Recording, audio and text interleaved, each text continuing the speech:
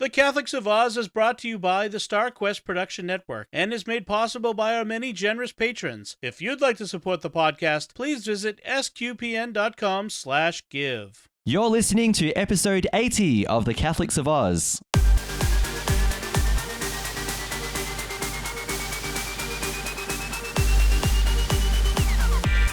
The Catholics of Oz is a show where we discuss faith, culture, and what's been happening from an Aussie perspective.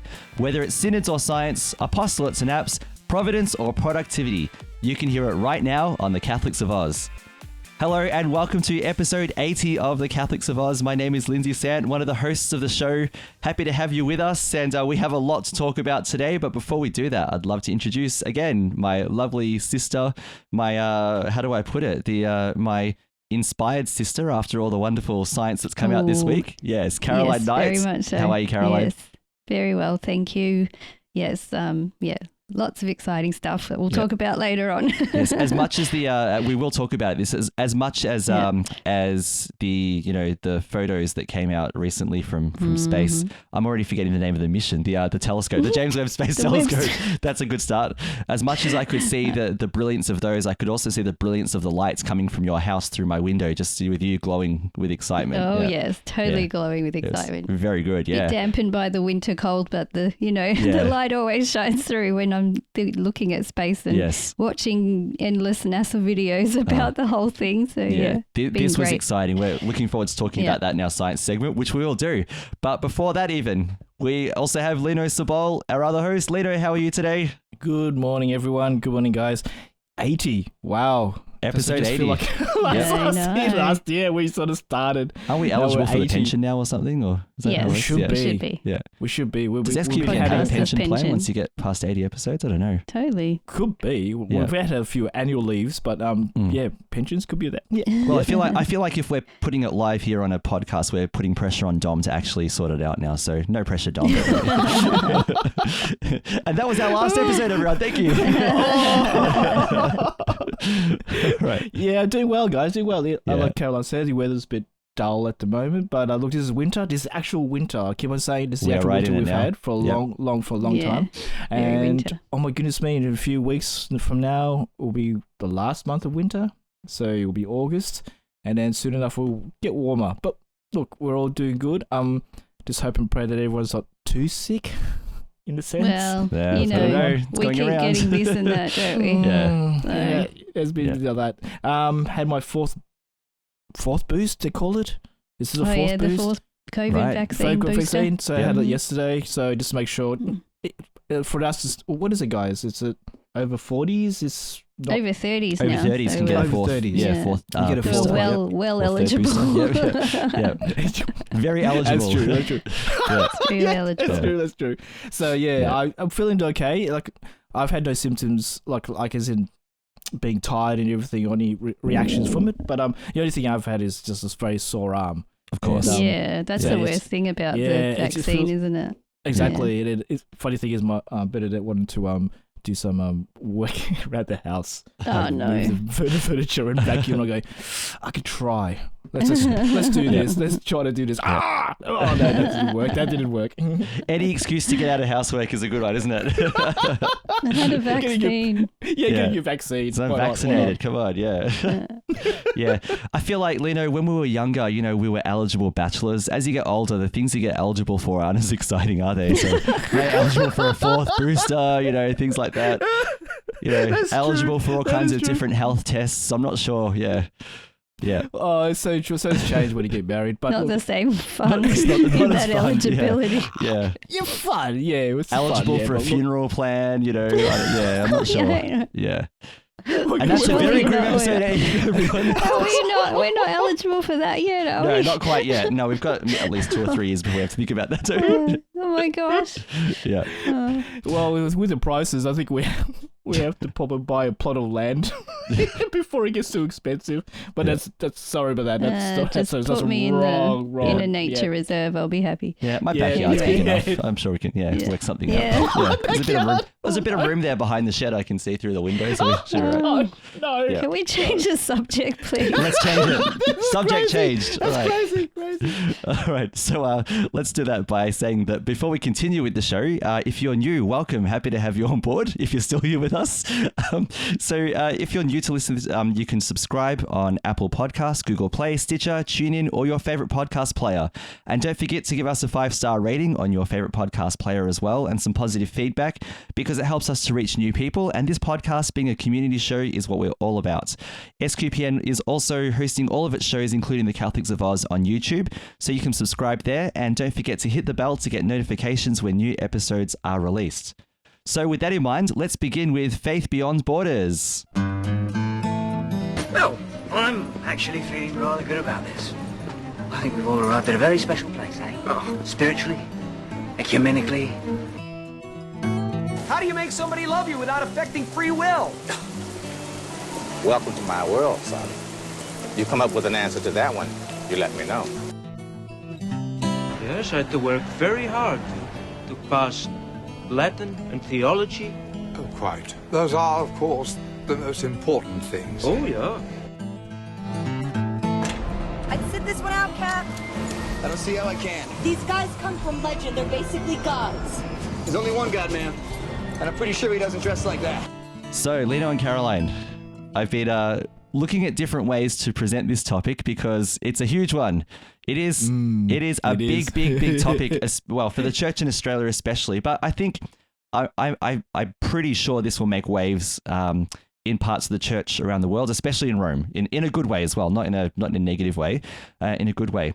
And what I'm talking about is that the Australian Catholic Church has just had its 5th Plenary Council, so number 5 in the year of 2022, and basically the Plenary Council is the highest level of meeting in a local church, or in our case in the Australian Church, to work out future directions, to work out, to configure the church for the next period of time, whatever that might be.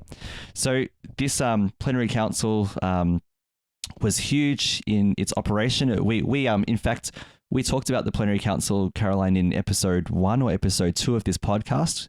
We came back to it in, I think it was about episode 65 or somewhere in the 60s. We talked about it again when the first session happened. That happened on Zoom. They met on Zoom, all the delegates, because of the pandemic, and prevented that meeting. Meetings had been delayed because of the pandemic and other things, and now they finally managed to thank God, to get around it, or get around to it, I should say. So I thought I might first of all just give a few facts about the background where this all started. And I'm taking this from an old article from the Melbourne Catholic, which says the following. In 2017, the Australian bishops took the extraordinary move to propose that the Australian Church hold a plenary council, which is a gathering of bishops and representatives of the church. The last one was held in 1937, marking more than 80 years since the last one was held.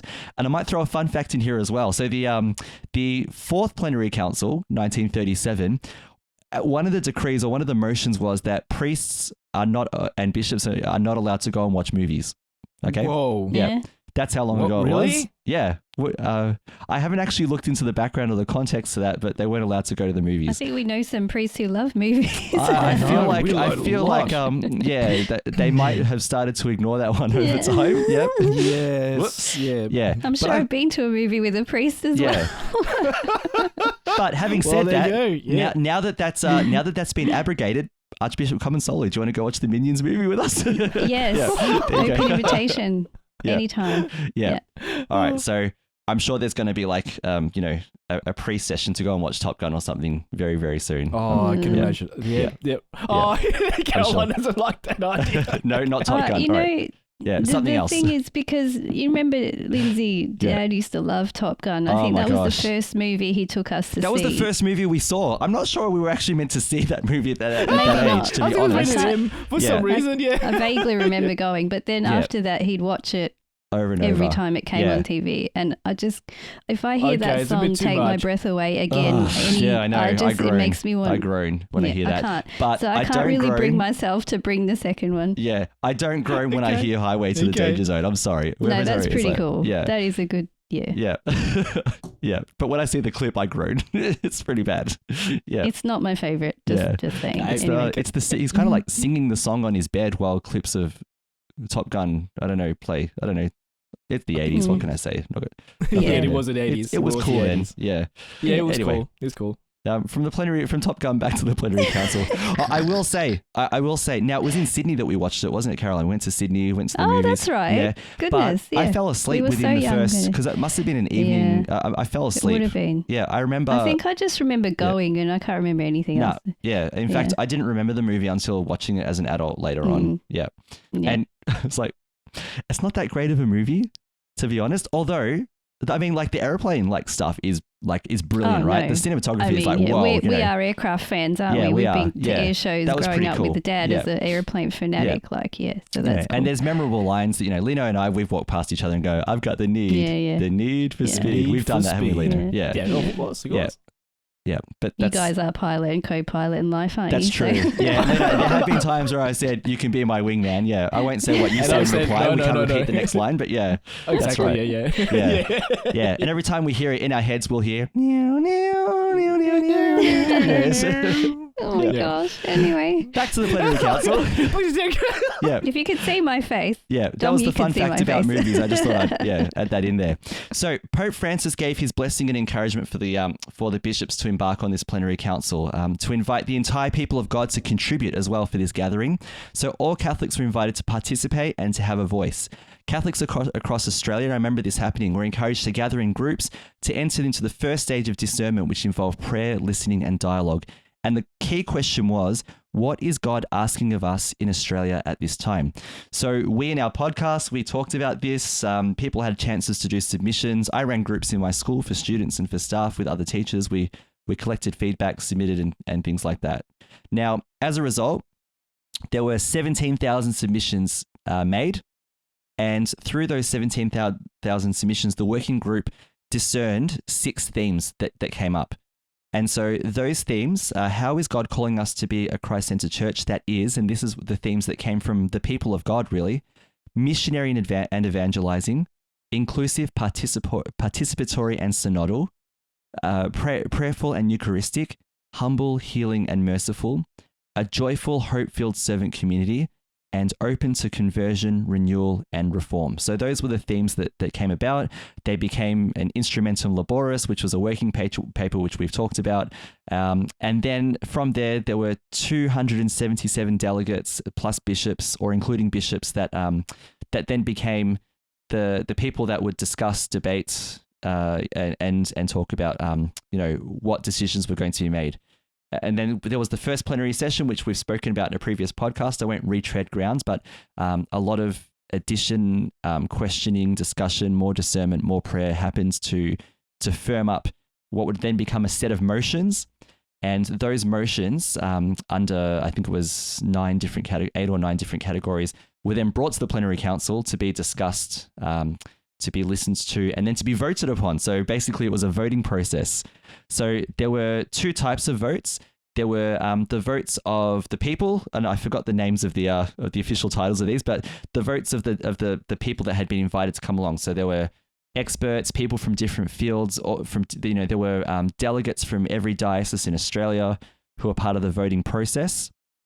And that basically gave you a sense of the people, where the faith of the people, how they were discerning the Spirit.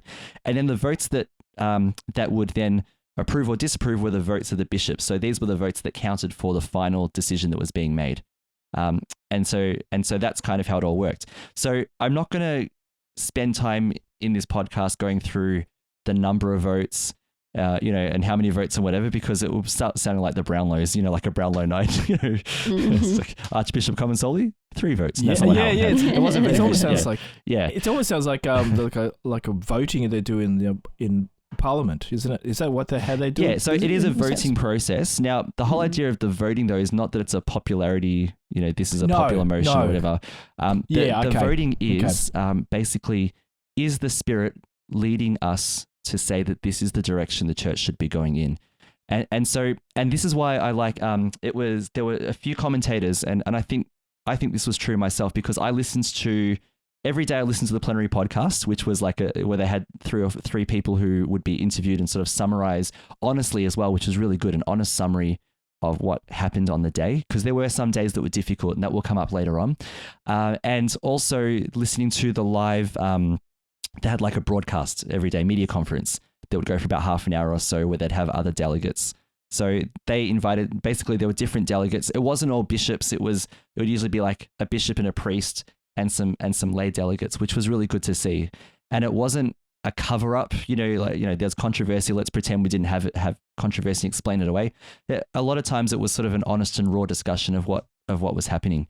So now I just want to let the people know how this will go, because there were, like I said, there were 9 decrees, like 1 or 2 of them are really small, like the last one, which just abrogates the previous Plenary Council so bishops can watch movies again. That's a whole other thing. But the thing is, there's just too much content to do in one podcast. Even if I dedicated a whole hour and 15 minutes of podcast to it, it would take too long.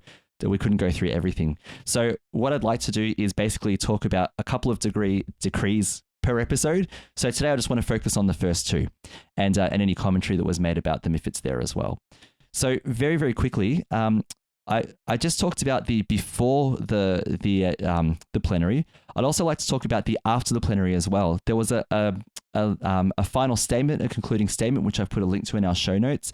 And there's a summary of that statement in the Catholic Weekly, which is I think it's a Sydney publication for the Catholic Church. And I'll just get a few lines out of this just to give you an afterwards, a wrap up of the overall thing. And then I'll just dig into these 2 decrees with you. So it says here, the 5th Plenary Council of Australia was an experience for Catholics in many ways, said Archbishop Timothy Costello, who was the president of the Plenary Council. Said it lived in a tentative and incomplete fashion as they tried to reimagine the church in Australia through a missionary lens. We have tried and at times struggled, he said, and perhaps occasionally failed to listen carefully to each other. And he said this at a mass: the Lord never promised discipleship would be without its challenges. Nevertheless, we have made some decisions, opened up some possibilities, and experienced the depth and complexity of some of the challenges we face. Much work remains to be done, he added. Now, the diversity and richness, tensions, tears, hopes and joys of the Catholic Church in Australia were on display at the week-long assembly in Sydney, particularly on the Wednesday, July the 6th, which saw a disruption in the painstakingly planned schedule. It erupted after 2 motions pertaining to the equal dignity of men and women in the church did not pass. And I'll get into that in more detail in a future episode.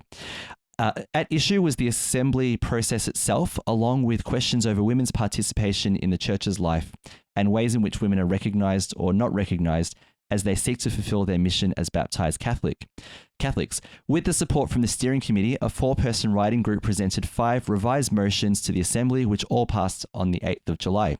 On the 9th of July, Council members approved a concluding statement signed by all members of the Assembly, which reflected on the discernment that took place over the week. And a couple of statements from that closing statement include things like, every moment has been blessed. The entire week has been grace-filled, though never a cheap grace. The Holy Spirit has been both comforter and disruptor. Throughout the assembly, diverse views and approaches were named, occasionally appearing to be irreconcilable. At a pivotal juncture in the assembly, some of the differences helped move the council from having a process to being in process, from following an agenda to following the Holy Spirit into the unknown. So that's all I'll say about that. And I'll leave that article for people to read in our show notes, because I do want to get to some of the decrees. But I do want to say, before I was saying that this was a synodal process. And the reason why I say that is that we actually, again, I did an episode on synodality and the church and the synod on synodality that's coming up. I think next year is when it takes off. I'll have to get someone to correct me on that. But synodality, again, is the people of God listening, talking, dialoguing together, and together discerning the will of the Holy Spirit. So the church working together to say, what is God calling us to do? And it's a prayerful exercise. It's not meant to be what is the most popular opinion, but it's what is God's opinion. How is God calling us? So there's a lot of prayer, a lot of time of discernment. And this is why there were disruptions, there were times of tears, because it wasn't about, and in fact, there might have been people who wanted to get things forward because they wanted it themselves. But in all of that, what I saw was I listened to and I read different sources from different, I hate to use the word sides, but maybe different parts of the spectrum of the church. So people who were more progressive, people who were more conservative, people in between. I was following all of it. And what was interesting is that maybe they didn't all agree with each other with some things in the end, but they all listened to each other. They all worked together, and the Spirit got them through. The church is moving forward, in that way. And whether the process has been perfect or not, it was synodal. It was about everyone there listening to the Spirit. And I think what got up was good in a way. What we saw is good.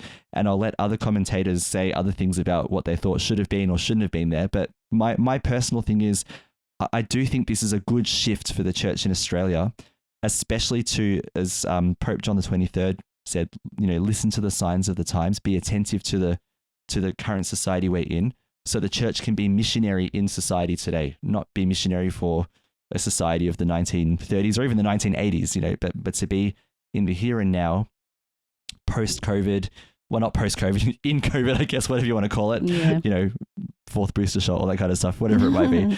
But where we are right now, the people of God have discerned, based on all the submissions that were made by anyone who wanted to participate, and submissions are made by people in the church and outside the church as well. The church offered this to anyone who wanted to make submissions. So it was a deep listening process, and I'm really grateful that it has happened. So with that in mind, today I'd like to talk about 2 decrees. The first one is about reconciliation. This is the first one that I'm going in order of how they were voted for and then accepted. The first one is reconciliation, healing wounds, receiving gifts. So this was about Indigenous Australians and Indigenous spirituality and being more open to it. So it started off by saying in the decree, all Australians have much to learn from the culture, spirituality and knowledge of country of Aboriginal and Torres Strait Islander people. However, our society is yet to recognise fully Aboriginal and Torres Strait Islander peoples as the traditional owners and custodians of the lands and waters now known as Australia, or to achieve right relationship with Aboriginal and Torres Strait Islander people and communities.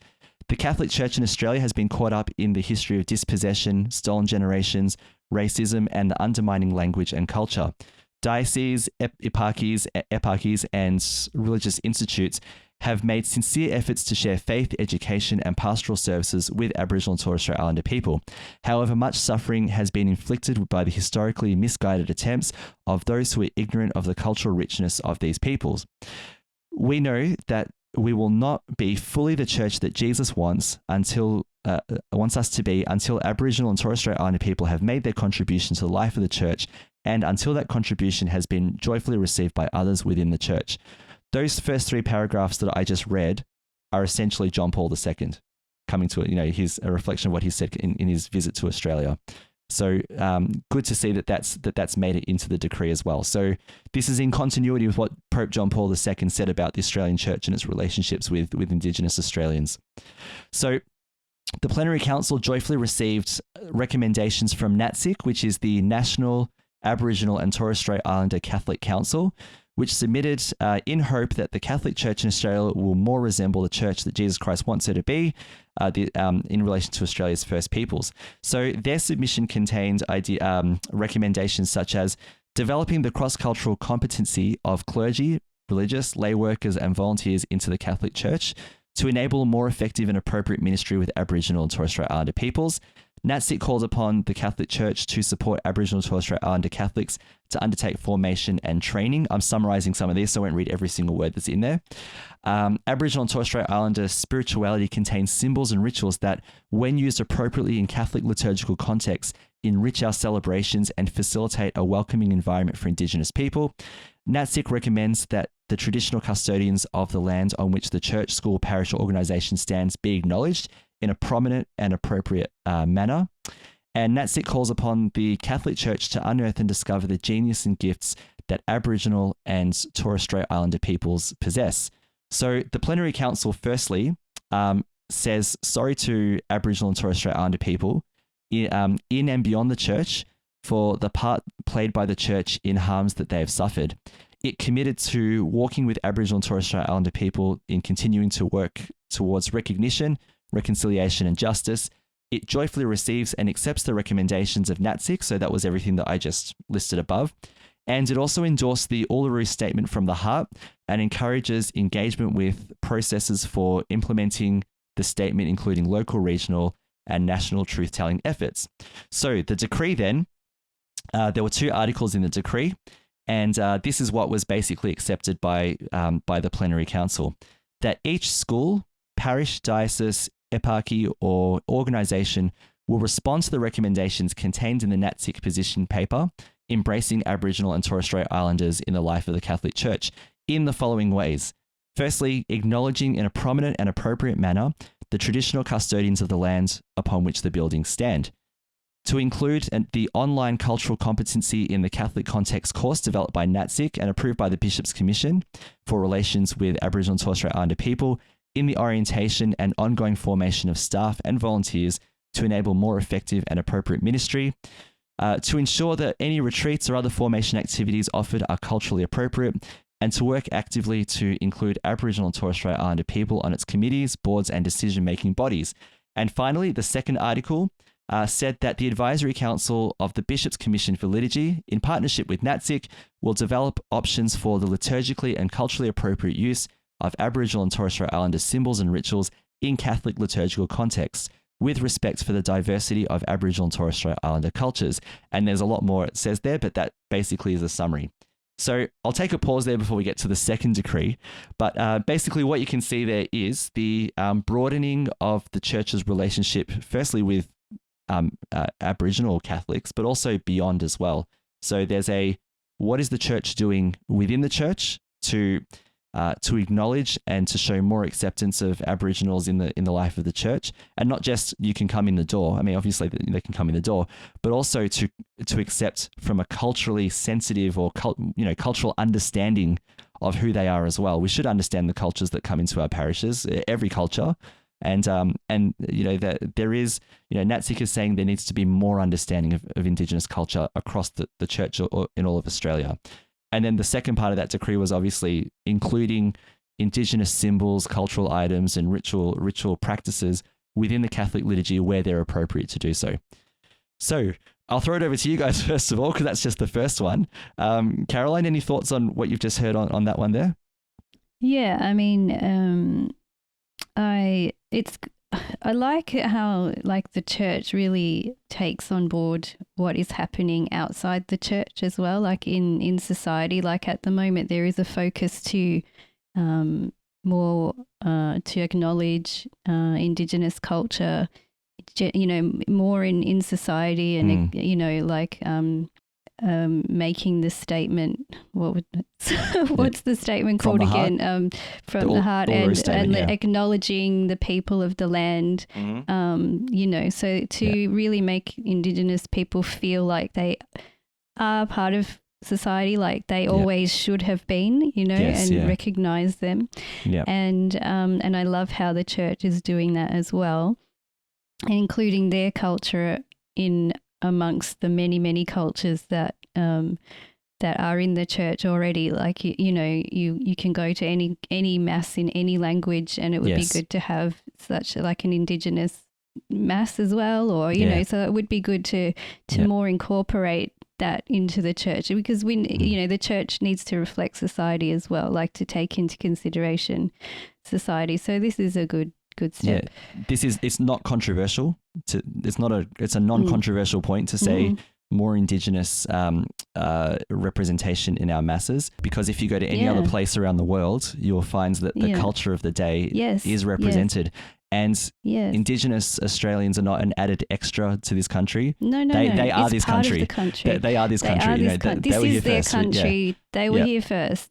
And that's not controversial to say either. That's just a statement of fact. It is a fact. Yeah, it's a fact. And you're right. When I went to, I visit New Zealand quite often because of Phil's family are from New Zealand, and Maori now, the native language of the Maori, is now incorporated in the Mass. So you will hear sections of prayers being prayed in Maori. They'll have, they'll just put the different sections in Maori, and eventually you learn it because you hear it so often. I was there and I was picking up words, in Maori because it is so, you hear the words so often, and more Maori people are now represented in society, on TV, on radio, in media, everywhere, like they should be. Yes. And so, not to say that other cultures are excluded, but now the Maori are well included in society. And so it would be lovely to see that here in Australia, where the Indigenous population in their own country are represented. So it would be lovely. And it is lovely to learn other cultures and be part of other cultures and learn other languages and, be inclusive, have everybody included. So, yeah. Agreed. Yeah. No, good one. I like Lino? it. Any thoughts, Lino? So when this is a decree, when will this be implemented into the church? That's a good question. Yes. So what happens from here is all of these decrees, all 9 of them, and again, I'll go through others later in other podcasts. In November, they are formally submitted to Rome, and then Rome will go through a process of deciding if they'll be approved or not. And I can't see. Well, there might be 1 or 2, but I can't see anything else. There's one on the third rite of confession, which I'll get to later on. That's way down the track. But yeah, I can't see these not being accepted, pretty much. I think that they should be. And then from there, I think each decree says 6 months from their acceptance that we're obliged to begin. All right. So it's the direction of the church. Now it has to start.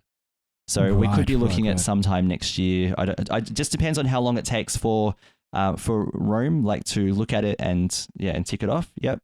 Okay then. Yeah. Okay, that makes sense. Yeah. It's I think I was seeing a lot of it in on TV and radio and everything. Acknowledging the first people of our nation and the Torres Strait Islanders and everything. Yeah. And I think that it's slowly, not slowly, but it's getting into our normal lives and our cultures in a sense now. So this is a great step. We've the reconciliation. I think we talked about that too. Other podcasts about the healing wounds and all that stuff, and it's good to see that there is something moving on. Yeah, and it progressing through it. So I understand. It's I think some of it may be a bit risky. I'm not being controversial, but I don't think we'll do a whole Aboriginal ceremony in front of Holy Family. It's not the entrance of the smoke, that sort of thing. But in Darwin, like I've said, we have a friend who was in Darwin, and they used to incorporate traditions, Indigenous traditions, in the Mass and during the Mass. So I think there's a place for it as long as you keep to the structure of the Mass. There's no harm in we're not talking about having a corroboree during Mass or anything, but there are, like, for example, I mean, so in a way, and again, not being controversial here, but I feel like sometimes Catholic schools are ahead of the curve on this. All right, so we're taking active steps as part of the church too. So the church, different sectors of the church move at at the pace. They have to evolve in their understanding over time. So that's not a comment about anyone else or trying to be condescending, but Catholic schools, because we have a broad variety of culture in our schools. So, that's just the way it is, depending on where your school might be located. So, for example, we've every time we open a new building at the school, there's always an Indigenous elder present who will do a smoking ceremony for us and make a statement. Yeah, that's great. So we have that. And we have other, for example, our school has links with the Bunurong Land Council, which is the lands that our school is on. And so we have, what's called a RAP, which is a reconciliation action plan, right? So they give us the steps that help to promote and foster more reconciliation. And what the steps they give us is actually to say, for the students at your school who are Indigenous, and we have a small number, not a massive number, but there are a small number, and they don't like to tell people that they're Indigenous for different reasons. They're just afraid of what people might say, which sad. Is that's the society, and that's the society we're in. Yeah. I mean, Maltese don't. I have no problem telling everyone we're Maltese. We're loud and Maltese, exactly. You know it. Yeah. Yeah. We're Filipino and very quiet and yeah. No, Okay. you're Anyway, not. Yeah, sure, Filipinos are quiet. Yeah, I've been to your parties, Lino. I know what's going on there. Yeah. But yeah, there's a lot of karaoke going on. I'll tell you that. You know it. Yeah. But getting back to that point, for example, they said to us, if the main buildings in your school had a plaque with an acknowledgement of land on it, Aboriginal students and people who come feel more comfortable and more welcome. Having flags out, there are steps that you can take to ensure. And none of this is an extra burden, to be honest. Having an acknowledgement of land at every gathering, assemblies, before masses, all of that. Again, not controversial. We do that already. And the Plenary Council decree is basically saying that things like that are going to happen sooner or later. I've always thought myself, maybe this is controversial, shouldn't be, but I've always thought that before a mass begins, an acknowledgement of land of country should be totally. a thing. Yeah, before our mass. Yeah, that makes sense. Yeah, even for a priest to come in and say, we're celebrating today on the land of, we pay respect to their elders, past and present. Yeah, and let's continue. There's nothing wrong with it. This is their land. We should agnowledge it. Yeah, we have to remember, Aboriginals never ceded this land. They never gave it up. Right? Settlers came and pushed them aside. That was exactly. All right. So they never gave up the land. There's no historical, here it is, it's all yours now. So we have to keep that in mind too. And respect and honor that every person who's not Aboriginal didn't have their roots here historically. Their roots come from Europe or, Asia or another part of the world. And again, not to say that we should be ashamed of that, not at all. But just to understand that we're honoured. It's an honour that we can share this land with Aboriginal people. I'm grateful that we can be here in this extremely beautiful land, and are grateful to them for. Okay, they are forcibly sharing it, but nonetheless they're sharing the country with us. But in return, we can acknowledge them and learn about their cultures and be involved. So, I mean, in a way, we can come to something, meet in the middle that way. Yes. And that's what from the heart. I mean, from the heart comes from the Aboriginal people, that statement, and it represents the overwhelming majority. And they want to move forward together. And so we should. And how humble is that of them? Because they could be outrageously angry all the time about it. But when I've heard them speak, they just want to come to some kind of resolution and just be acknowledged. And have a say, and have a say in their country's future. And have a say. Exactly, which is only fair, isn't it? It makes sense. Advance Australia fair. We say it all the time, don't we? There it is. Yep. All right, so I'll move on to the second decree. See how it's taking a long time to get through. So this is why we're not doing mine today. All right, they're important topics. It is. Yes. It is. Well, if that's an important topic, the second one is also an important. In fact, they're all important topics, but this one is also important too. Given the history of the church in Australia. Now, this one is called, and I do like the title, Choosing Repentance, Seeking Healing. So the idea of making the choice to be repentant about this topic. So this has to do with survivors of sexual abuse within the church. And it's an important topic. Now, I mean, we've talked about this in previous podcasts, so I won't bring it all up again, but the history of our parish isn't great in this area. And all you need to do is Google our parish, and it's one of the first things that comes up. So we're acutely aware of our parish's history, and all of us have been committed to healing, and not pretending that there's that things didn't happen, right? That some horrible things happened even in our parish. Not necessarily while we were there, but certainly in the decades preceding. At least that's I mean. As far as I understand. I think we kind of just missed it. We were very lucky. Lucky. Yeah. But I won't say more about that because we could. That's all out there. We could get quite personal and take a long time to talk about. Yeah, exactly. So, but we have had those. We have had those conversations before. I mean, we've been affected, haven't we? I mean, absolutely. By the news about it and the shock and everything else. Every other feeling that you have about it. Yeah, we're not survivors, but we're certainly hurt by what's happened. Yes, 100%. Yeah. Yeah. Okay. So let's. By the way, although I say we're hurt, positive steps have happened in between that time. So, for example, we've had we've had Archbishop Comensoli. Remember when he came, he mentioned on our podcast that our parish was one of the first ones he wanted to come to when he started doing his tour of 200 parishes or 200 plus, because he was also aware of our parish's history, in which he came and acknowledged and and said sorry and and all that. So.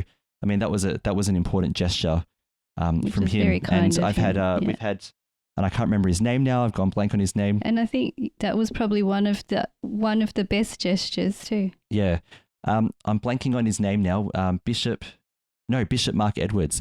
When he'd found out that my youth group, when I was running a youth group years and years ago at the Catholic Youth Festival in Adelaide, when he found out we were there, he approached us and said, "Can I get you to stand up during during my speech?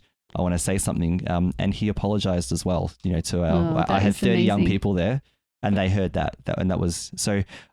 Although there's hurt, I want to acknowledge also that the church has been doing things specifically for Holy Family, which I'm grateful for as well. Yes. Yeah. Yeah. So with that in mind, the decree acknowledges that the church has failed in many ways, and wants to commit wherever they can to promote healing for those so gravely harmed, and to make the church a truly safe place for everyone. The church has taken significant steps in recent decades to respond to those who have suffered the trauma of abuse. These included, for example, the National Towards Healing and the Melbourne response as well. Dioceses and other church organisations have introduced policies and procedures to ensure the practice and professional standards of safeguarding, which we do have in here in Melbourne, for example. Australian Catholic Safeguarding Limited, as well as regional and local initiatives, have an ongoing role in promoting the protection of child and adults at risk. And for example, Lino, your wife Bernadette is our child safety officer at our parish, and this again is the initiative of the Catholic Church in Australia. We do have safeguarding standards, and Bernadette would, if we had her on, Bernadette would tell you how big a process. It's not just have you got a working with children's check. There's a lot more that goes into it than just that. There's a lot of good background, yeah. And I'm sure Bernadette has told you quite a bit, Lino, about what she's had to do. She has a few times, yeah. If she was on this podcast, we'll probably have to it'd be an over-hour podcast, yeah. Whatever, bleep out some profanities if she wanted. Maybe that at times, it can be it definitely can be a frustrating process, because I'm part of the committee that she runs. But although it's a frustrating process, even Bernadette will tell you that it's worthwhile doing, because we know that we're safeguarding children. That's at the end of the day in our parish. As tough as it can be sometimes, we're safeguarding children. So the decree goes on to say, in responding to the call to become a more Christ-centered church, the members of the Plenary Council reflected on the special care that Christ showed to children, welcoming them and blessing them. And he's quoting, they're quoting Matthew and Mark's gospel, let the children come to me, and so on. We are keenly aware of the cases in which the church failed to follow Christ's example of such care, and we acknowledge the need for repentance. As a Plenary Council, we recommit the Catholic Church in Australia to responding transparently with justice and compassion to those who have been abused. And I'm not reading every single word because it will take a long time. But the Plenary Council says sorry to the victims of and survivors of abuse, their families and communities. It recommits the church to responding with justice and compassion. It encourages the practice, where appropriate, of local memorials in various forms as a tangible recognition of the harm done through abuse and the need for special care of children. It reaffirms the commitment of the church in Australia to the work of implementing and improving safeguarding standards and practices. It calls on Catholics to commit to ensuring the church environments are safe and respectful. And it requests the Australian Catholic Bishops' Conference, Catholic Religious Australia, and the Association of Ministerial Public Juridic Persons, there's a lot of titles there, with assistance from appropriate experts to study, acknowledge, and address systemic failures which have facilitated abuse within the church. So that was just the introduction. Here's the decree itself. So the decree is, so in addition to the steps that I've just mentioned there, that to express more fully the aims of the annual Safeguarding Sunday in consultation with those who have been harmed by abuse.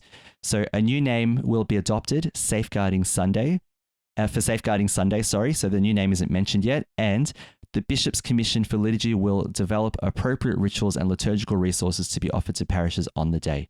So essentially, apart from all the steps that I just mentioned in the top, all the ministerial steps and the continuing development of safety standards and whatever, in a tangible way for the people to see. So we do have a Safeguarding Sunday. Now, it might just fly by because it depends on if it's acknowledged. And we've had some Sundays where it's been acknowledged in some years and some where it's just flown under the radar. And that's not that's not to blame anyone that's happened, but it's because maybe not enough emphasis has been placed on it. So it takes the active remembrance of many people. It's not just the priest. It shouldn't just say, oh, the priest didn't mention it. It takes all of us to do it, to know that Safeguarding Sunday is coming up, and then doing something about it. So essentially what it will look like in the future is it will have a different name. So a more, Safeguarding Sunday is okay, but it probably needs a more appropriate name that really, really packs the weight of what we're doing, and a liturgy that's specifically made for that Sunday as well, which I think these are all really good steps. So Caroline, I've read a lot of words, but over to you. What do you think about this second decree on the need for repentance and healing? Yeah, no, I mean, it's always the first step is acknowledgement, which has been done and is being done, and the further steps that are being taken and all the safeguards implemented. I mean, these are all good things, and the more we can do to protect children, the better. So, of course, I'm 100% on board with this one, and especially as a parent, we want our children to be safe all the time, and we want to be able to go anywhere really and know that they're going to be okay. And especially when we go to church, which is, you just assume is a safe place anyway. So yeah, it's just, these are just all really good things. Yeah. And I think if you were to look at what the church has implemented with its safeguarding practices now, and I'm speaking from the experience here in Melbourne, some people might look at it and say, whoa, this is a bit overboard. What? We can't do this. We can't do that. This is like a nanny state church and things like that. But the thing is, what's been implemented, we have to remember, is based on research. It's based on the situations that made children vulnerable in the past that has been explored. We had a Royal Commission in Australia. It doesn't get any bigger than that. So it has the highest powers of investigation to subpoena anyone and everything and whatever else. So we have to keep that in mind as well. So the research has been done, and this is what it's based on. And at the end of the day, sometimes people complain to me, and I don't have a go at them, but I'll say, this is about us saying we care about children. We want our parishes to set the standard, all of our church buildings, institutions, schools, whatever, to say that this is the safest place a child can be in Australia. And I think this is what we want to commit ourselves to, and to say never again, never ever again. And you can't do enough to protect children. So I'm all for it. Yeah. 100%. Lino, any thoughts? Oh, well, the totally protection of our children in our church. What upset me, and I'm not going to be too down about it, was, why wasn't it done earlier? But when you look back, and look all through what happened and everything, it's a sad past. And that is why we now have to work harder in protecting our children. There are,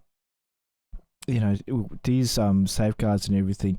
I was just saying about my wife doing the child protection stuff is working with children's checks. The only thing she gets annoyed is always asking people, do you have it? And they go, no, I do. And then we look at it, they're expired. They're doing this and doing that. And what it confuses people is it's more the volunteering side of things. And I may be that side of it, if you're doing, of course, a priest.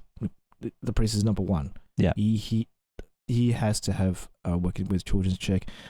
Certain other people, even poor even your mum, Caroline and Lindsay, working in Heidi store, and she just works in the that's store, what. Well, even the collectors have to have if you're a collector, whatever, readers, the whole if you're a volunteer in any ministry, you need to have a working with children's check. And I think that's what confuses some other people. Sure. Because what do I need it for? Yes. And everything.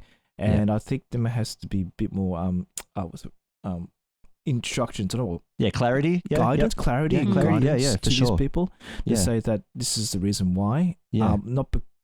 It's just the way the process is. Just not to protect, to protect us, but to protect yourself. Yeah, and you got to protect exactly. And this is a very good point, Lino. I forgot to mention this as well.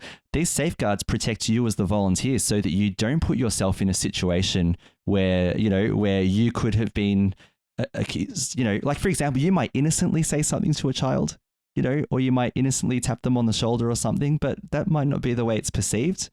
Yeah, so exactly. Whatever it might be. Yeah. So these safeguards, and those are just situations, the first thing that popped in my head, right? But these safeguards are exactly for that, so that you don't make the mistake of putting yourself in a position where you've accidentally, unintentionally made a child vulnerable, and also so that you can, not you particularly, I'm just saying you, just second person, but so that our volunteers, I should say, so that they can also ensure that they can have the clarity, as you just said, and the confidence that they actually are doing, that what they do in their ministry is making children safe in our churches too. Exactly. And you know what the other thing is too? It helps the parents to feel okay that well, that's it too, isn't it? Make the parents feel safe and know that there are the protections there, and that say if they go to a youth group or whatever, that your children are going to be safe because of all the protections put in place. When I used to run the youth group, oh my goodness, so much child protection. We were on top of that as what parents to know. Good. It has to be. Yeah. It has to be. Yeah. Yeah. Mm-hmm. Yeah. So, all right. And anything else about that? I'll just throw it out to you guys randomly. The idea of having a liturgy that acknowledges, that prays, specifically on a Sunday at least once a year, about child protection and about what's happened in the past and so on. Do we have any thoughts on that?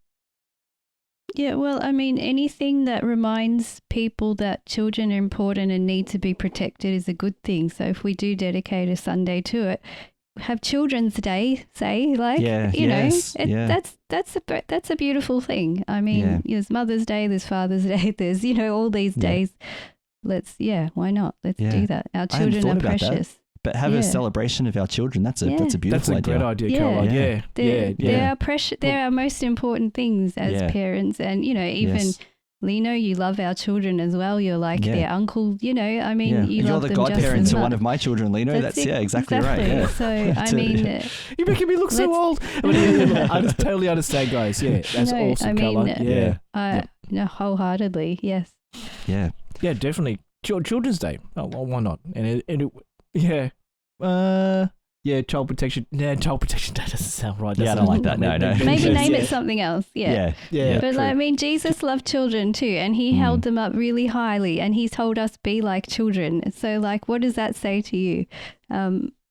We need to protect our children. He wants us to do that. Let the children come to me Sunday. Yes. I don't know. Yeah. Anyway, they're so innocent. We need to protect that. Yes. Yeah. Exactly. Yep. Definitely. Yeah. All right. Well, there's a lot in there, and this is why. We could keep going. And so see what I mean. If I did the third decree now, this will become a 4-hour podcast. So I'm going to sort of end this segment here because we're getting close to an hour, and we still want to talk about science. So it's going to be a long podcast, people. But don't worry, you've got 2 weeks to listen to it till the next one, so that's all right. Yeah. It's a long one. Yeah. So what I'll do is next episode, I'll talk about. I have to decide if I'll do just the third decree because it is quite long. And it's a really important one on mission, our mission as Catholics. So I do want to spend a bit of time talking about that. I've probably harped on about it in a few episodes in the past, but it's a passion project of mine, and it's and I think it's one that we should all be aware of as baptized Catholics. But I'll get off my soapbox now and bring it back out in the next episode. So and I would love to hear people's thoughts. So if you're an Australian Catholic, what do you think about these decrees or any of the other decrees as well? Happy to talk about that. And if you're a Catholic from somewhere else around the world, what do you think about what the Australian Church has done in these decrees? What are your thoughts as well? This is not in your context. You might be in America or somewhere else, and you might have a different context. What do you think about the Australian Church's movements with these particular decisions? So let's move on and let's talk about science. What a fine day for science. You have any hobbies? I collect spores, molds, and fungus. Can you reverse the polarity? I'll do my best.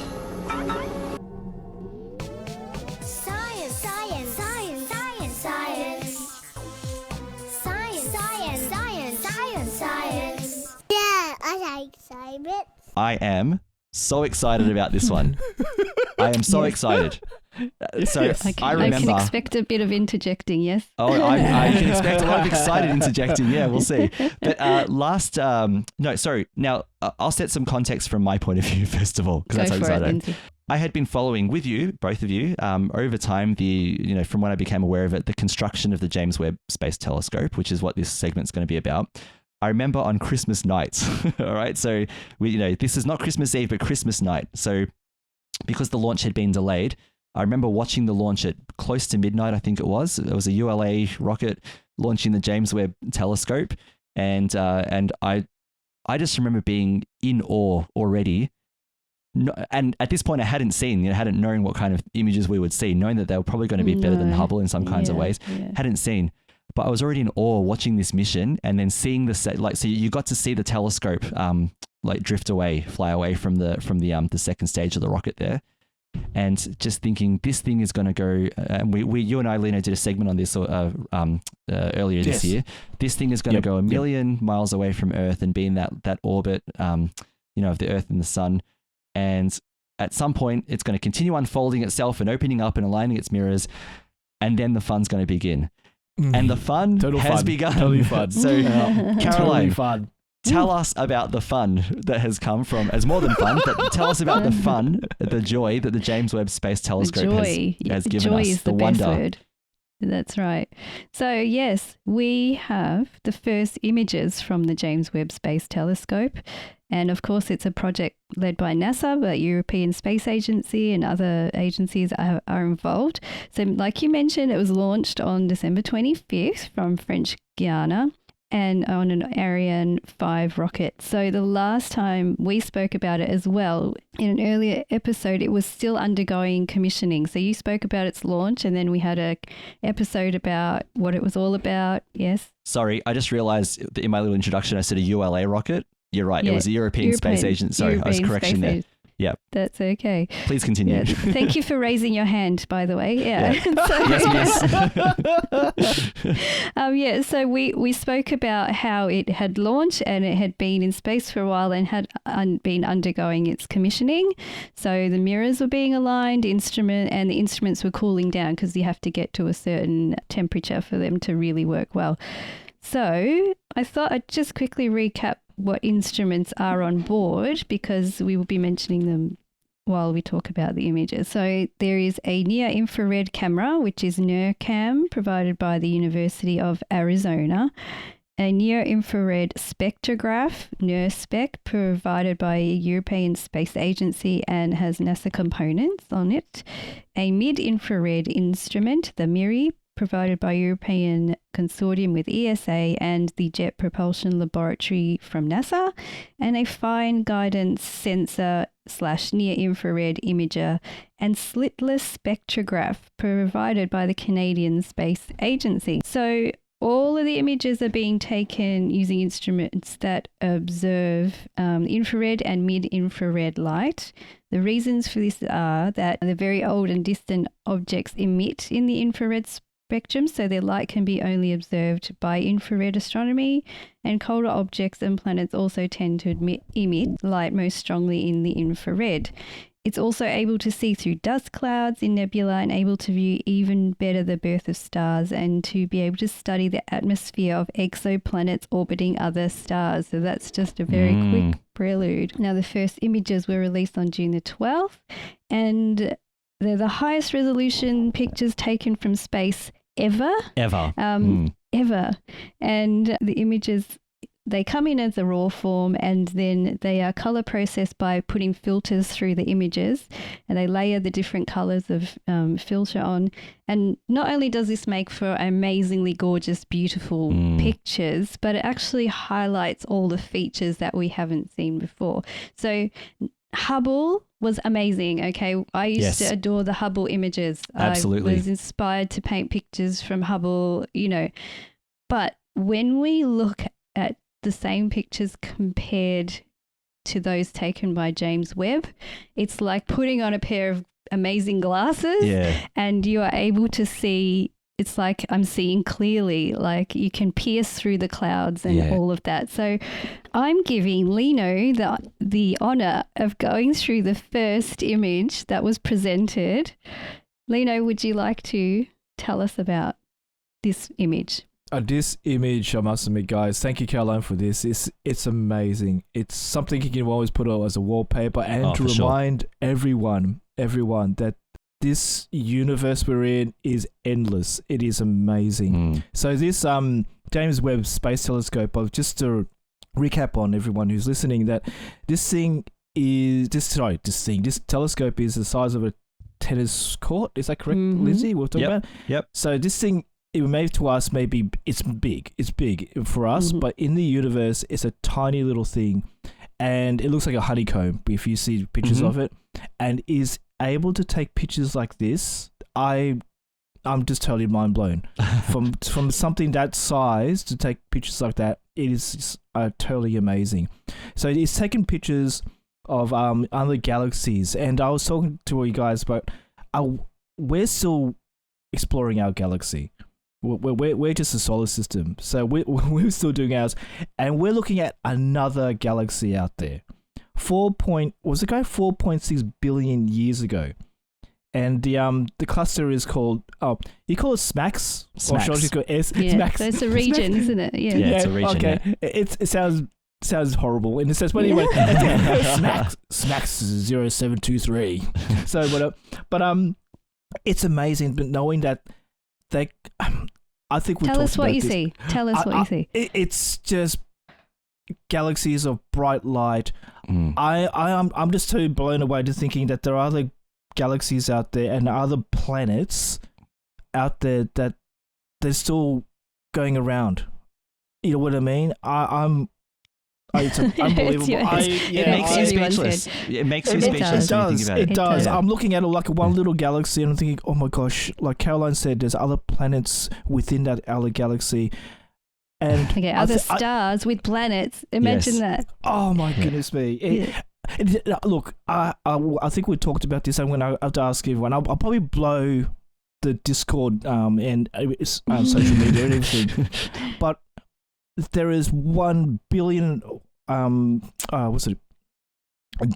Betting, whatever they call it. We are definitely not alone in this universe. Come on. There's definitely something out there. Makes you wonder. Was it Jimmy Akin? You have to see this, and you have to comment about this. I'm sure he will. I'm sure he will. Probably. Yeah, it's unbelievable. Yeah. And he's done many episodes on the existence of aliens. Yeah, interesting, alien encounters and so on. That's true. That is true. Yeah. It's just only the question is have they visited us and all that stuff. But I don't want to get into that conversation. That's for Jimmy to do. Yeah. But yeah, it's unbelievable. Yeah, what I thought was interesting about this image is that the SMACS region, if you were to look at the night sky, your entire field of view, it makes up one speck of sand of a size. Exactly. And in this image, what are we seeing? We're seeing hundreds of galaxies. And this is just in one little area. So if you think of our galaxy, right? So we've barely scratched going beyond the solar system with some probes that left decades and decades ago. And we'll probably come back as a giant space probe looking for the crater. That's Star Trek one, by the way. I'm just going to put that out there. Yep. I'm looking at you, Voyager 6 or 7, whichever it was. Yep. But the thing is, within this Milky Way galaxy, we're talking about, correct me if I'm wrong, Caroline, but billions of stars, right? Would that be fair? Or is it trillions? Yeah. What would be the accurate, What is the number? Yeah. All right. So we can't. That's the question. You're safe saying more than billions for sure, right? Sure. And those stars many of them have planets in orbit around them. Yeah, that's the mind-blowing thing about it. This is those planets have little moons. Yeah, and this is our one galaxy. And now, Lino, this image you were just describing to us is showing stacks of galaxies, and that's in the grain of a sand when you look at the size, when you look at the night sky. So just think about how small we are, people. Oh my goodness, how amazingly vast this universe is. When I saw this image and the others, the first thing that came to my mind was, and God saw that it was good. That was what I thought of straight away. Yep. And that's what I posted on Discord. I was very inspired, so I put it there in the Let's Science channel. But the other thing as well is what got me right is, Lino, you mentioned that those the lights from those galaxies in that particular region were 4.6 billion light years away. That's how long it's taken for that light to reach us. But there were galaxies behind that cluster. And I think they were saying that some of them could be 13.1 billion years old, that light. And our universe is about, I think it's 13.7 billion years approximately. So we're looking at the, like as close to the beginning right now as of light that we can capture at the beginning of our universe. And I always think too, like, okay, that's what they looked like then. What do they look like now? Yeah. Oh, wow. Yeah. It's all mind-blowing.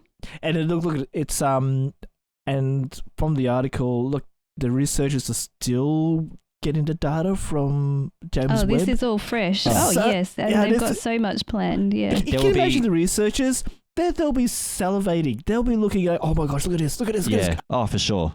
And you know, the difference too between Hubble and James Webb is that the James Webb is able to take images in a matter of hours. Like yes, that's right. It can take hours just to get an image, but Hubble used to take weeks or months. I think it was weeks to like kind of take an image. Yep. It would have to just like look at something for a really long time to get the information. Yep. James Webb is able to just look at something for hours and then gets the information. And imagine how fast now we're going to be getting images. So I think we can safely say that long after James Webb has died and decommissioned or whatever, they will still be unpacking the science from James Webb. There still will be. Because it's not just a giant camera, it's also taking measurements. Like you said, Caroline, it was measuring the atmospheres of exoplanets and all that. It's got the spectrograph, which can read the chemical composition of whatever it points to, really. Goodness, so, Oh, wow.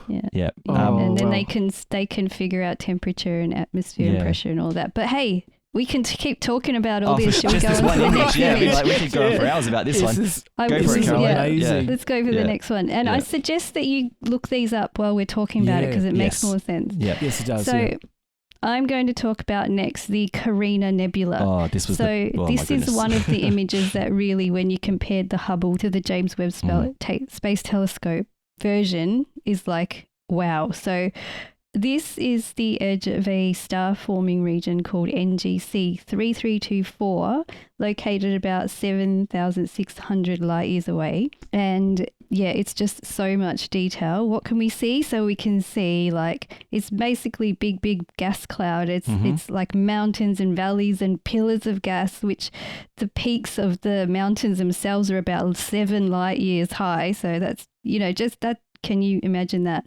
So the gas is being carried around by ultraviolet radiation and stellar winds of hot young stars. It shows hot ionized gas streaming out of the nebula.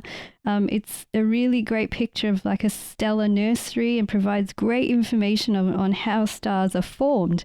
So from the NASA site, it says these observations of NGC 3324 will shed the light on the process of star formation. Star birth propagates over time, triggered by the expansion of the eroding cavity. As the bright ionized rim moves into the nebula, it slowly pushes into the gas and dust. If the rim encounters any unstable material, the increased pressure will trigger the material to collapse and form new stars. Amazing. Conversely, this type of disturbance may also prevent star formation, and as the star-making material is eroded away. This is a very delicate balance between sparking star formation and stopping it. Webb will address some of the great open questions of modern astrophysics. What determines the number of stars that form in a certain region? Why do stars form with a certain mass? So just from this image, already a few questions are being posed, and we can learn so much just from this picture. Wow. Yes, amazing. Yeah, it really it's just, I love this. I mean, for me, something I love to look at are pictures of nebula, and it's been my favorite thing from Hubble. And just imagining the gases, being smashed together and making a star. It's just an amazing thing to think about, Yeah. So I'm blown away. I'll share this in the show notes, but I just remembered, I just looked it up now as well, and I'll put it in our chat if you want to have a look at it. But on Facebook, someone created a 360 composite of this image. So you could look around in 3D and look up and down and everything. So there's a Facebook post. I'll put it in our show notes too. Super but amazing. It's a beautiful way to explore that. But that was the last image they showed, wasn't it? It was the 5th one.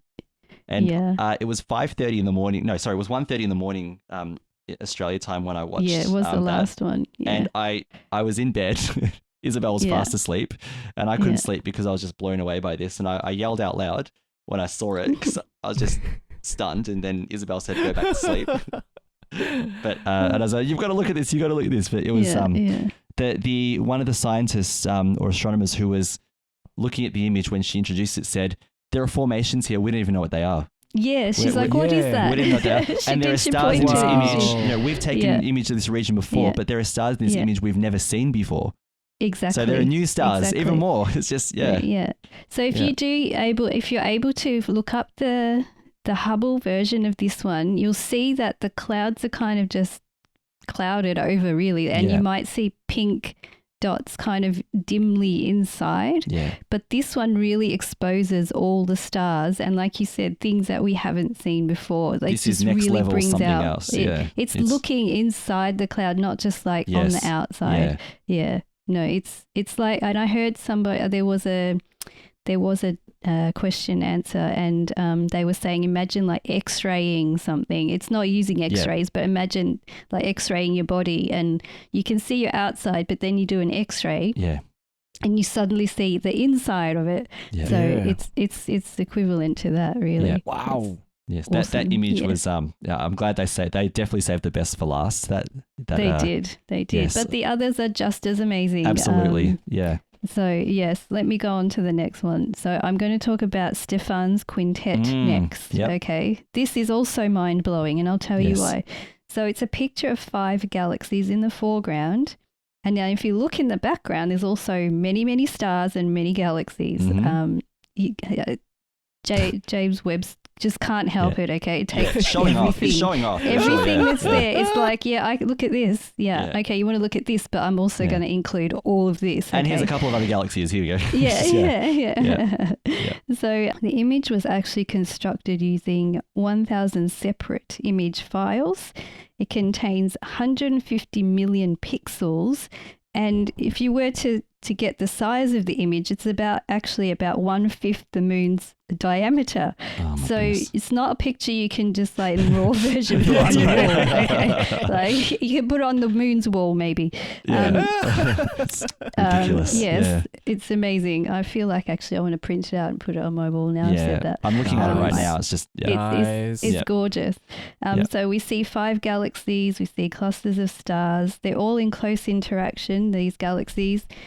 2 of the galaxies, which I saw, the first thing that popped out to me, because I just think it's an amazing thing to think about, is that 2 of the galaxies are in a process of merging together. Yes, yep. Wow. And to me, just the idea that our galaxy could possibly merge with another one, it's like, I don't know how that would go down. But anyway. What are we, 5 billion years away from merging with the Andromeda galaxy, I think. And luckily for us, we have a short lifespan, but I mean, goodness gracious. If humanity doesn't work out how to travel to other places by 5 billion years from now, I reckon that is the biggest example of procrastination ever. I know, exactly. The next generation will do it. Cool. Yeah, next generation will do that one. Yeah. Oh my gosh. Yeah, let them do it. So from the website, together the 5 galaxies of Stephan's quintet are also known as the Hickson compact group. So 92. So you've got HCG 92. Although called a quintet, only 4 of the galaxies are truly close together and caught up in a cosmic dance. So they're really close together, in space. In space terms. The 5th and leftmost galaxy, called NGC 7320, is well in the foreground compared with the other 4. NGC 7320 resides 40 million light years from Earth, while the other 4 galaxies are about 290 million light years away. Goodness so me. Those are the ones that are actually close to each other. Yes, right. Okay. Yeah. They look almost like they're sharing material there. They do. Yeah. They do, don't they? Yeah. This is still fairly close in cosmic terms compared with the most distant galaxies billions of light years away. Studying such relatively nearby galaxies like this help scientists better understand structures seen in more distant universe. And it says the proximity provides astronomers a ringside seat for witnessing the merging and interactions between galaxies that are so crucial to all of galaxy evolution. Yeah, so how cool is that? Yeah. And then there's this, which I wanted to read. It says tight groups like this may have been more common in the early universe when their superheated, infalling material may have fueled the very energetic black holes called quasars. Even today, the topmost galaxy in the group harbors an active galactic nucleus, a supermassive black hole, 24 million times the mass of the sun, and it's still actively pulling material and puts out light equivalent to 40 billion suns. So, you know, you look at the image and then you think about what's going on, and a lot is going on, and it's all mind-blowing stuff. My brain can't do it. Yeah, can't process it. It's like, and that's why they have specific astronomers and scientists who concentrate on one thing, because you just can't possibly. There's too many things. Yeah. Even if you dedicate every person in the human race to studying one thing, you just won't be able to study everything. You can't. It's too much. Yeah. Anyway, wow. Shall we go to the next one? Yes. Can you take it? Can you take it? Not really, All but let's go. Let's do some more. So this one is such a pretty photo. I love it. So it's called the Southern Ring Nebula, and it is of a dying star. The star in the process of leaving the world. However, what it shows is a beautiful but dimly lit star in the center of a large ring of gas and dust. It's named NGC 3132 and is about 2,500 light years away. So the ring of gas and dust is actually made of layers or shells. Each shell of gas was created as the gas was ejected by the star, and the gas and dust is measured, and then they can find out, learn about the history of the star. Of its life, and as it dies, they just learn more about how the star ends its life. The star is also cool because it's a part of a system of two stars. So it's a binary star system, and the NeoCam imaged the layers of the light in this image, and Miri highlighted the dust around the stars, so the two different cameras can get different information working together. The brighter star is actually in an early stage of its evolution, so it's younger than the other star. And the two stars, while they orbit each other, they continue to stir the gas and dust, causing those astrometrical shapes of the gas that you can see. And on this website, it says, as the star ejects shells of material, dust and molecules from within them, changing the landscape, even as the star continues to expel material. So it is expelling material. You can see jets of stuff coming out of it, and light going through the gas clouds and everything. The dust will eventually enrich the areas around it, expanding into what's known as the interstellar medium. So I think we mentioned that last episode. And since it's very long-lived, the dust may end up traveling through space for billions of years and becoming incorporated into a new star or planet. So it's kind of like a recycling system. A star dies, emits all its stuff, and then it can be incorporated into something else. Yeah, I just love to stare at this one. It was one of the ones that stood out to me as well. This is some sci-fi level stuff, this image, isn't it? It's amazing. But it's not sci-fi, it's sci-real. It's real. It's real. That's the deal. Best thing about it. It is the real deal. It exists. Or it existed. It existed. Yeah, who knows? Who knows? I mean, it may be fainter now, but it's just to capture this moment, of the star's life cycle. It's pretty amazing. Now off to the left, there's a galaxy as well in the background. There is. Yep. There is. Just another galaxy thrown in there. That's right. And you probably remember the scientist speaking about this one on the presentation when they were presenting the pictures. He was like, I wasn't sure what it was. Bets, and and they're like, I didn't think it was a galaxy, but the others were right. It actually turns out to be a galaxy on its side. Yeah. I mean, how big is this? Yes. This thing is I mean, it's just, so they captured a galaxy. There you go, James Webb Space Telescope going ahead and just capturing galaxies in the picture again. So this is just showing off now, showing off. But please continue showing off, James Webb. Oh my gosh, I seriously can't wait to see more. Let's go through the last one. So the last one is actually a graph, and it is a spectrograph showing the gas giant WASP 966 atmospheric composition. So they pointed to this exoplanet that they knew about. Let me tell you, WASP 96b is one of more than 5,000 confirmed exoplanets in the Milky Way. It's located roughly 1,150 light years away in the southern sky constellation Phoenix. It represents a type of gas giant that has no direct analogue in our solar systems, nothing like it. So with a mass of less than half that of Jupiter and a diameter 1.2 times greater, WASP, so it's kind of puffy is how they describe it. So it's puffy. WASP 96b is much puffier than any planet orbiting our sun, and with a temperature greater than 1,000 Fahrenheit, it is significantly hotter. Yep. Yes. It orbits extremely close to its sun-like star, just 1/9 the distance between Mercury and the sun, completing one circuit every 3.5 Earth days. So as we know, our Jupiter should be a hot Jupiter, but for some reason it's out there. It's in the wrong place. So we can have a whole discussion about that. But anyway, that is a fascinating topic, by the way. It's an extremely fascinating topic. Yeah. So WASP 96b was observed for 6.4 hours as it moved across its star. So they call it, I think it's called direct imaging. They put a coronagraph on top of its star so they can kind of block the light out and see the planet and observe the planet. And they pointed the spectrograph at it. So a light curve was then created and a transmission spectrum was revealed, and it measured the amount of water vapor in the atmosphere. It also it was able to measure the temperature of the atmosphere. So when they looked at this spectrograph, the spectrum came up with water. It had a distinct signature of water, and it's something they didn't know would happen. And there's evidence for clouds and haze. So it's a big puffy water steamy planet, it seems like. Sounds like a bit of a sauna, almost. Yeah. So welcome to Galactic Hot Springs. Galactic Hot Springs. It'll melt your face. It's just amazing. Wow.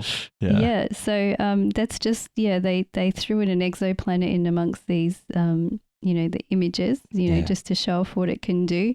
And they were able to get this, they were able to find that water was predominant in the atmosphere of this exoplanet. Yeah. So now the hope is, isn't it, Caroline, that they will be able to do this with multiple planets and possibly eventually find one that would be capable of sustaining life or human life. That's always the aim, isn't it, for scientists to find a planet that is kind of similar to Earth, and then we wonder, is there anybody living on there, or could we move over there, or something like that? Yeah. So send a little gift package or something. Just hey, galactic so neighbors. They've got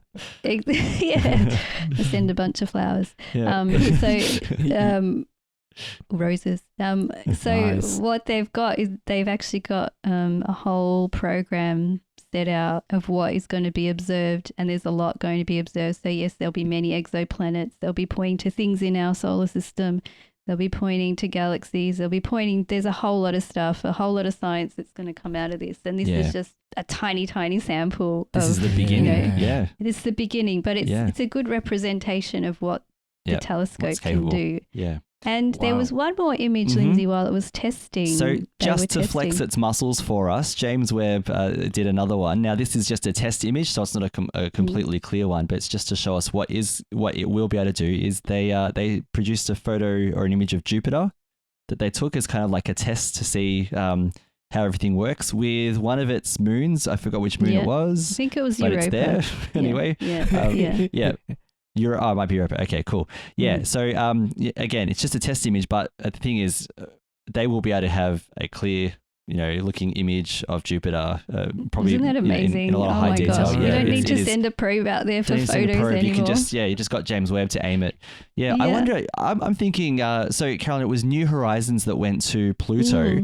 I wonder if James Webb now would just cancel out the what New Horizons did and give us even better images of Pluto now. Well, the planet. This is one of the thoughts I had because it's one of our favorite projects, right? Yes, we love the Kuiper Belt and we're keen to see what else is out there. Yes, yeah. And the first thought I had was, I wonder if it's going to be pointed out to the Kuiper Belt, and they will be doing that. And I wonder if we're going to get, some information about what is out there. So they would be able to collaborate with New Horizons because New Horizons right there and continually measuring and all of that. So it's just another tool, an amazing tool to add to get more information about what's out there. I just feel like poor Horizon's been doing all this work and all of a sudden his big brother would go, hey, there we go. Fancy. Oh, no.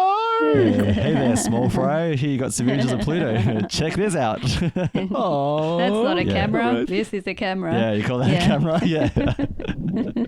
Poor Horizon. But look, it's great to see that Horizon's still doing work to do what it needs to be done. It's cool, awesome. Well, New Horizons stunned us with the images of Pluto. That was again, that was another mind-blowing. And it's still a planet. I'm sorry.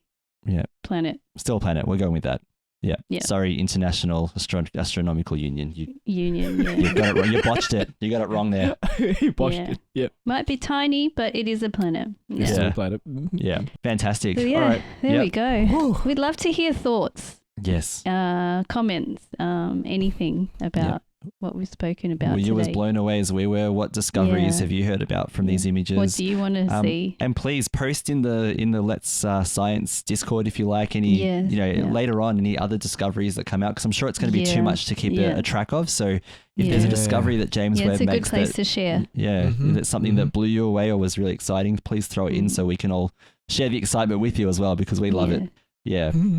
All right. I think we're going to skip the entertainment segment today because this is going to become an hour and a half podcast. Sorry, everyone. There's just so much to talk about, which, right. And James Webb is huge. You can't do James Webb. It's entertaining in itself. I think that was actually my entertainment this week, watching all the we could press conferences and things. Oh, wow. Yeah. Between the Plenary Council and James Webb, these were all episodes you could do on their own. They're episodes in themselves. So we've merged the two together. Yes.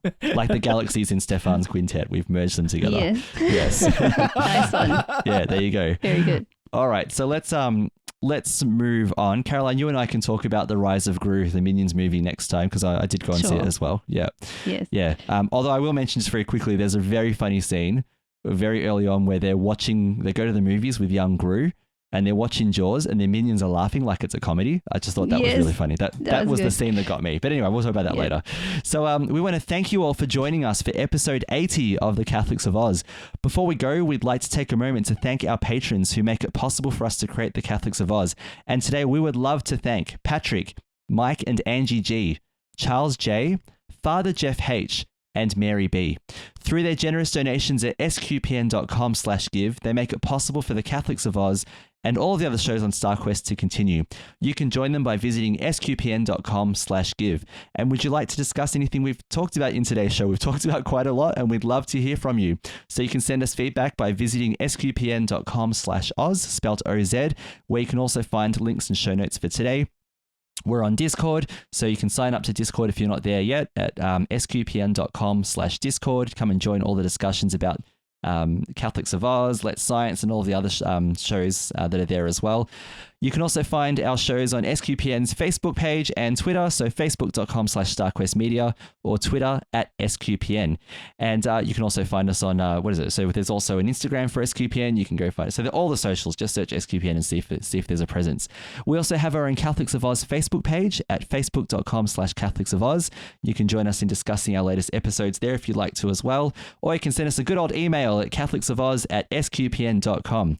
Caroline, thank you so much for being on episode 80 today and sharing your love and excitement of James Webb. Thank you. It was really fun. And yes, let's just keep it spacey. It's so good. Oh, there's an episode title. Thanks for that. Good. Yeah, keep it spacey. Yeah. And Lino, thank you so much for having our minds blown with us as well, having your mind blown with us as well about all of this Thank on you for episode helping 80. me out with the episode this time. There was a lot to talk about. There's a lot to do. Yeah. Thanks for carrying the load for Caroline too. Totally good. Yeah. Thank you very much, guys. Thank you, Caroline, for giving me that article. Like I said, guys, I got no words to describe Mind it. blown. It makes you speechless. Totally. It really does. And look, we just hope James Webb is still going. I've got a quick question before we leave. Is how long has James Webb got? Do we know how long he's able to go in space for? More than a decade for sure. Off the top of my head, it's like, I think I've heard 10 years, but it probably I think 10 years was the plan. However, we did mention this in our show, that the launch was so good and so precise that they have enough fuel to extend the life of James Webb beyond 10 years. And the camera's so amazing. The images, the instruments are amazing. I don't think they're going to let it go there soon. And I have a whole lot of new desktop wallpapers for my PC now, which is great. Yes, me too. Oh my Sorry, goodness. for my Mac. Yeah. Oh, wow. All right. Yes, thanks again for listening, everyone. I'm Lindsay Stantz. Thank you so much for joining us for episode 80 of the Catholics of Oz on StarQuest.